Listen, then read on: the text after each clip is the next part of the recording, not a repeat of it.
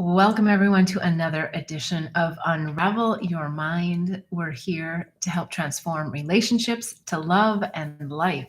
So, as always, I answer questions that get submitted, pre-submitted, but you can also submit them here in the comments section. So, please, if you have a question and you're on with me live, don't hesitate to write while we're in process. And if something comes up about a question that I'm answering and you want a little bit more, feel free to add something there too. And if you're watching on replay, no worries.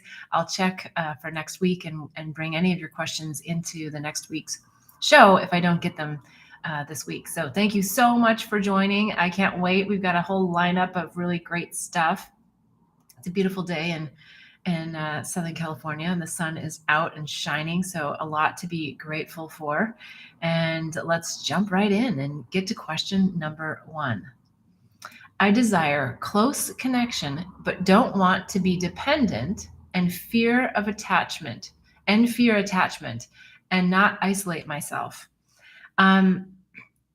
Independence, interdependence, and dependency, 3 really important concepts, right? That I think most of us know, and where sometimes that comes in is implementing them in our relationships, right? Like, what does it actually mean to be independent? It means that you don't have to have the other person in your life, but that you are doing your own things. You know who you are. You've got your own things going on. That's being independent. Dependent is when you need that person to do something for you, to fill a void for you. And dependency often comes when we share a wound with someone. That's also where the chemistry can come in too. So it's important that when you start to feel that you might be more dependent on someone, that you dig a little bit deeper into, what is that wound that I'm actually trying to bubble up when why I've attracted this person to even be in this relationship, right?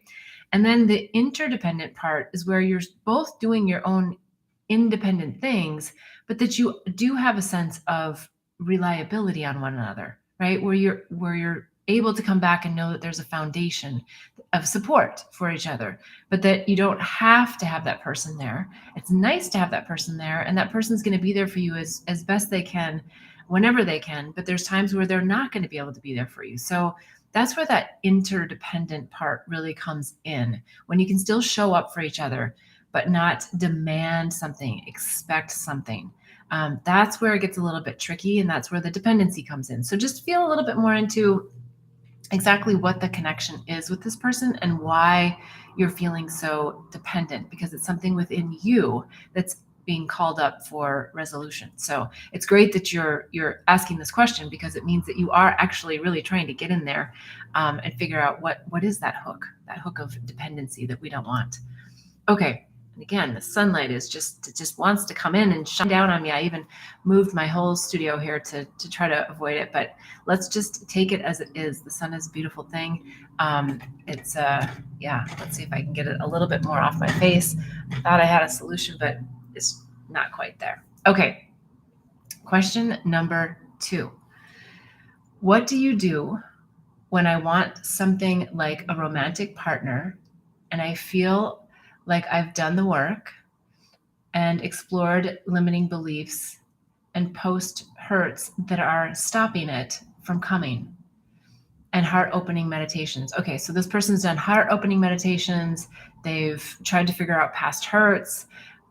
They've done meditations to try to open their mind about this, and it sounds like it's still not coming. And everything else I can possibly think of, but it's still not coming. So oftentimes that's resistance. And I know I sometimes despise that word just as much as everybody else, right? It's like, if I knew what I was resistant to, I would get rid of it. But there's something deep within you, and 2 things that come to mind that perhaps will resonate with this person that's asked this question, but in general, I think they're very relevant for a lot of us. And I'm going to say it a little bit more from a woman's perspective in this next phrase, but it's about our masculine, feminine energy and that balance. We talk about that a lot. There may be an imbalance within you, a sense of, actually hooks into the previous question, a sense of too much independence that may be warding off the male masculine energy because they don't see where they fit. there's a nice balance and a nice dance and a nice swirl that can happen with masculine and feminine energy in relationships. And so that's the first thing that's coming to mind is, are you in balance with that? Are you in balance with receiving and allowing and showing up less independent? Doesn't mean you have to be dependent, doesn't mean you have to be damsel in distress, but are you showing up in a way that's soft and inviting, and in a way that the man can explore and get to know who you are? Because they still like the chase, and it doesn't have to be perceived as bad. They still want to know that they're actually, attracting their woman and getting their woman. So those aren't probably the right words, but you know what I'm saying. That there's just something about the masculine and the chase and the conquering, and it doesn't have to be, again, in a controlling way or in a bad way, but in a way like, okay, I've really earned this relationship in my life. So that's the first thing that comes to mind. The second thing that comes to mind is, and this one always bugs me too when people tell me this, but it's so true, is it could just be timing. It could be that you're not ready for someone to come into your life, even though you think that you are, because they may cramp your style. What I mean by that is, maybe they're going to have different interests than you, and maybe you're not ready to give up a certain aspect or section of your life for those interests, right? So your soulmate or divine complement could be sitting right around the corner, but if you're not ready to give something up that the universe knows, your higher self knows, will make that connection to that interdependency, that could also be holding you back from meeting someone. So sometimes it is about timing. And I do believe that we can bring that timing forward. But I don't think that we have to focus on that, or that we need to make that necessary, because it's less about time and more about your centeredness and your groundedness in who you are. So hopefully that's helpful. And if not, I'm always open to hearing more in the questions and comments. So please write me. Okay, question number 3. How much do you think global issues like the war and other international issues impacts the psyche of people in the United States? What can we do from here? Another really great question. Before I answer that, let me see if I can move just a little bit more again and see if I can. The sun is so beautiful and so bright. There we go. I think that's gonna help. That's gonna put us in a good spot here. Okay, so the question again is, how much do you think global issues like the war and other international issues impacts the psyche of people in the United States? What can we do from here? I get the question because I think a lot of times we feel like we're disconnected because we're so far away geographically, but energetically, we're absolutely being impacted by these energies. I don't know the person that asked the question, but I know that probably where they're coming from is feeling some of the effects of this. I'm a big believer in really monitoring your mind. And in order to monitor your mind, it also takes monitoring what you allow to come into your mind. So what I mean by that is, you may want to consider turning the TV off. You may want to consider not watching all of the videos. It doesn't mean that you're not connected, and it doesn't mean that you don't care. It means that you're using a little bit more discernment around how much you're going to allow that narrative to be in your mind. And when you do get exposed to those things, that you spend more time visualizing what it would be like to actually have resolution and feel into that resolution emotion. And that will help the war. That will help the people there. That will help the people here. So important that we stay in this place of peace. And I think the other thing that comes forward to share about this is, anytime we're in war or a disagreement or an argument, it's always a calling for us to respect people for exactly where they are and who they are. I know that sounds like way simplistic for the complexity of what's happening with the war. And I know that there's a lot of details and a lot of history and a lot of that contributes to this. So I'm not discounting that, but I am saying that it originated with someone, a group of people, not wanting to honor another group of people, not wanting to allow someone else to be who they are, right? We want to project this lens that we have of our own, and make it someone else's. Well, they should look like this. They should do that. They should believe this. I mean, which is also so ironic that a lot of these wars are based in religion, right? And that's a belief system. So when we go back to, our North Star and being connected to source intelligence, the intelligence that runs this planet, that helps our heartbeat, helps us breathe. All of that makes the ocean swell, right? That source intelligence is what we always want to go back to and line up with. So yes, I do think it's impacting us. And I think the best way we can give love back is to not necessarily ignore it, but to project what it would look like if resolution had come to pass. And on a smaller scale in our own life, in our own relationships, then instead of being at war and disagreement, do your best to see, how can I see what that person's perspective is? Where are they coming from? And really sit in that and just allow them to be where they are.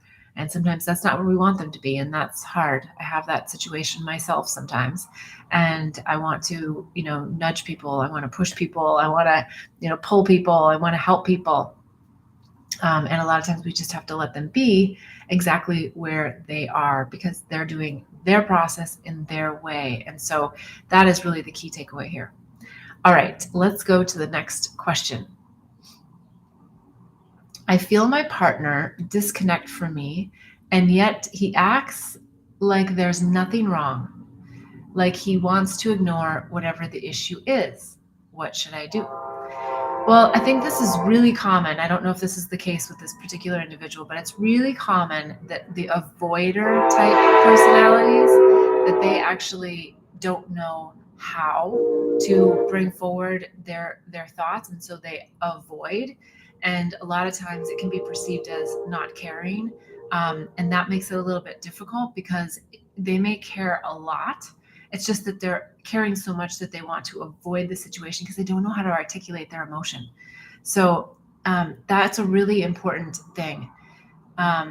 Allow them to disconnect, but also communicate with them. Communicate with them and say, hey, I feel that you're somewhat distant from me, or you're disconnected from me. What's going on for you? And see if they're willing to share and to talk about it. And if they're not, still offer your feelings and how you're feeling about it. Like, hey, it really hurts me when you're not able to share with me something that I know is really on your mind, or really, really upsetting you. So you still have to share your feelings. Otherwise, you're just going to hold resentment. And you're going to build stories that potentially aren't true about what that person is experiencing, thinking. And so it's really important to just have that clear communication. And again, understand that sometimes others just are avoiders. It's not that we need to always give them, the spiritual pass, but we do need to communicate and say, hey, I see that you're avoiding this. I see that you're trying to run around this. And I really need to get into this with you. And see where that gets you, but also try to come from a place of understanding of where they are. I think that'll be really helpful for you. All right, let's go on to the next question. I don't work anymore. My children are in college, and I'm not wanting to build a career of any kind, but I feel like I should be doing something more. Sorry, I don't have my glasses on and I can't see very well. So I don't work anymore. My children are in college, and I'm not wanting to build a career of any kind, but I feel like I should be doing something more. How do I figure out what that is? Well, a really simple technique comes to mind, and it might sound kind of silly, but I think that there's a lot to this. Think about when you were a kid. Think about when you were a little girl. I don't know what age, maybe 5, 6, 7, maybe a teenager. What was something that you did then that you knew brought you a lot of joy?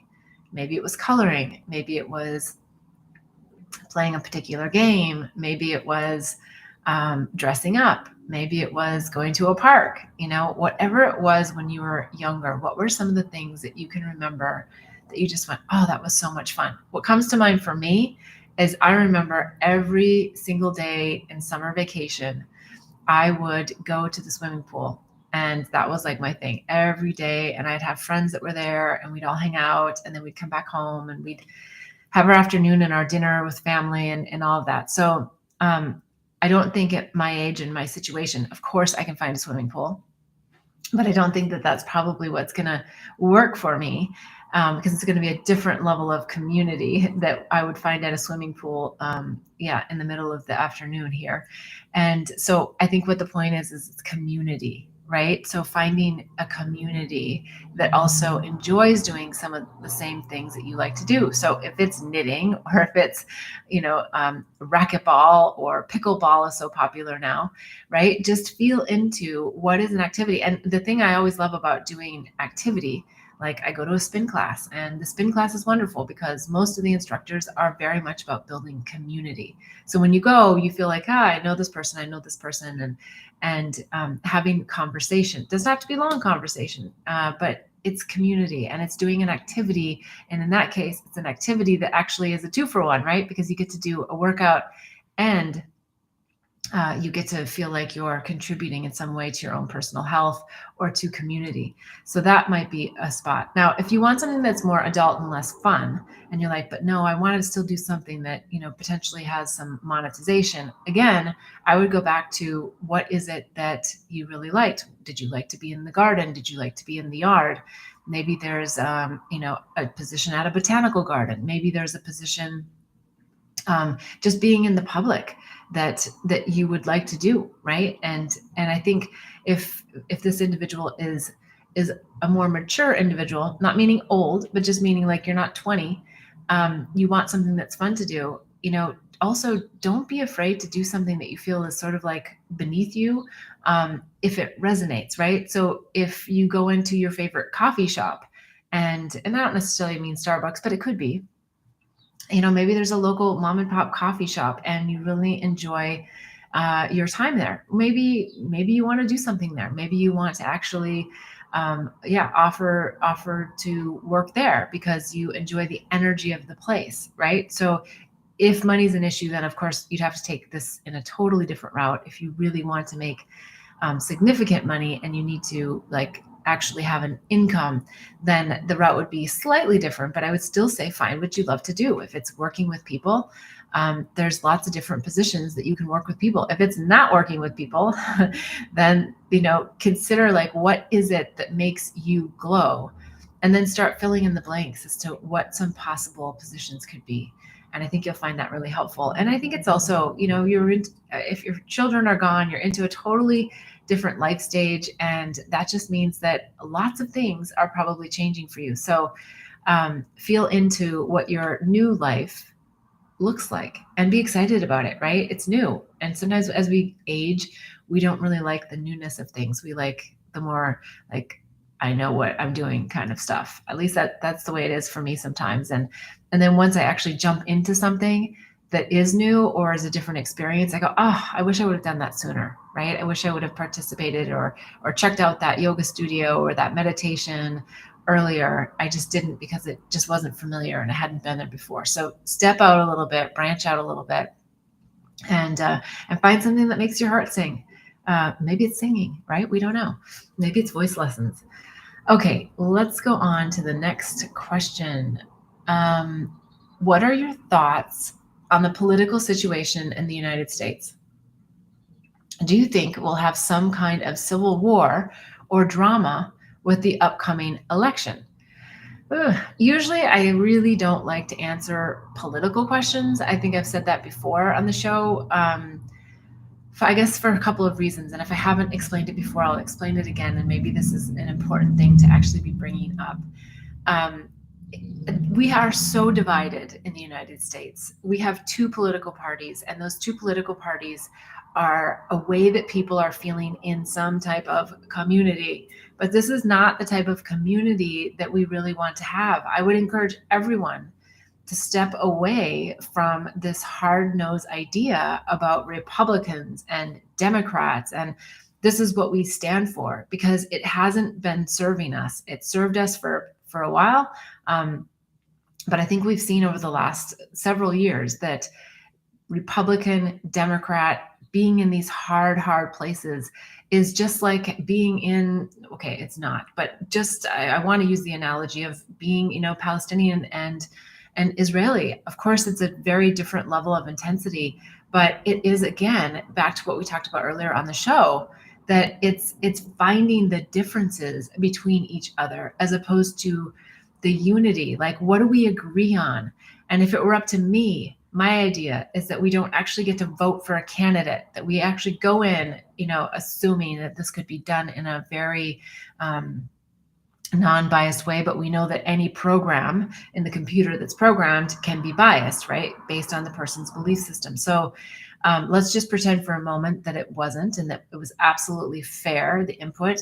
It'd be wonderful if we had to vote on our values, our morals, our ethics, how we feel about things, what we really want, and then let the algorithm connect us to candidates that have demonstrable examples of how they've voted in the past or what they've done for community service, right? So this is my big idea. If there's anybody out there that wants to implement it, I'll certainly have a much longer conversation about it, because I think that it's so important that we find what's really important to us on many levels, not just pick like abortion or gun control or some issue that we think is like who we are. Don't vote on an issue. Don't vote on a candidate.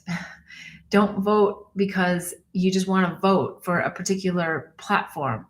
Vote because you've educated yourself and that you really understand a lot of what people stand for. Now, with that said, I've spent hours, which normally in a political cycle, I would not spend a lot of time looking at candidates, because a lot of them just vibration, I can feel into it, and they're just really, really very political. And for me, that does not resonate.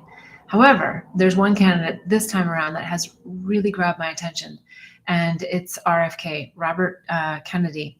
And the reason why is because he has so much historical knowledge. He's very honest. He's very upfront. Yes, we have to see how that plays out when he's in office. I truly believe that running independent, that he will have the presidential office in the next election. Because if we're still moving forward with the individuals that we have, we're in this old model. We're in this old system. And I just would encourage people to just consider like the deeper whys behind your belief system and what it is that you really want and what are you unified on with friends and family. Otherwise, I guess, the question is, are we going to have a civil war? I think we could have a lot of drama taking place, and it's completely unavoidable. Again, it goes back to really taking into consideration someone else's feelings, someone else's lens, where someone else is coming from, and taking some of the emotion out of it and letting people express themselves so that we can have more conscious conversations and more valid conversations, meaning that people feel validated. Doesn't mean that you agree, but it means that you help them feel seen, right? People need to be seen and heard. It doesn't mean we always need to agree, but I think we can find more points of agreement than disagreement. And so that would be my challenge to everyone, is to not get so caught up in this political landscape, this party platform concept, because we are moving into a whole new idea about how we are going to navigate on planet Earth. So hopefully that's helpful. I'm very open to hearing anyone else's comments in the chat. If you have a disagreement or you agree or you have another question on that, I'm happy to talk about it now or next week. All right, the next question. I've been married a long time. I love my husband, but something is missing. I'm not sure how to get the fire back. Do I need to? Is it a bad thing if we don't have a hot romance all the time? Well, I think you bring up some good points. I don't think that you have to have a hot romance all the time in marriage and long-term relationships, but I think what you do want is to have a really strong emotional bond. And to have that bond means that both parties need to communicate. And there is a sensual aspect that can really help facilitate that. The more we touch each other, the more our oxytocin levels raise. We know this from when a baby's born and the mother breastfeeds. The oxytocin hormone bonds the baby and the mother together. And so when even simple things like making eye contact, but touching and embracing and hugging, non-sexual things, but very sensual things, can really help us stay connected, especially when we're in a point of perhaps disagreement, or we're like, we're feeling the tension between each other.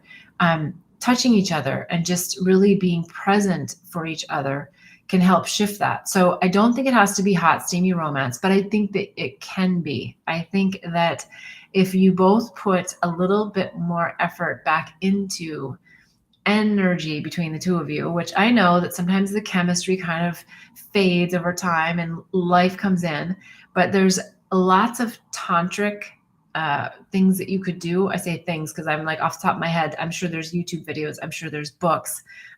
There's lots of tantric practices that can help you really get into energetic sync with your spouse. So I would highly recommend that you look at some of this tantric activity and that you leverage the bond that I think that you're communicating that you have, to grow it into something more, and so that you can blossom it in a whole new way, right? And maybe it's like just going back to, let's go on a date, right? Let's just go do a fun date. Let's go somewhere we don't normally go. Let's do something we don't normally do.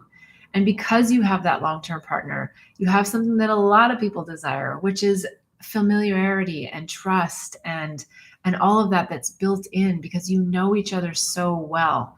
And so leverage that, leverage how much you love each other, leverage how well you know each other, and then do something totally different and experience something totally new.